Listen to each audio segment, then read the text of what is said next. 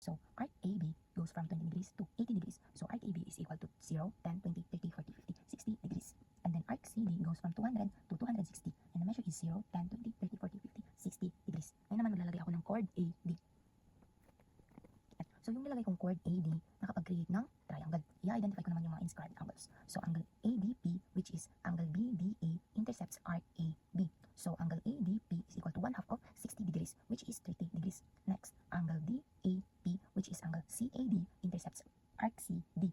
So angle DAP is equal to 1/2 of 60 degrees, which is also 30 degrees. So in triangle APD, angle 1 is the exterior angle to the triangle. So angle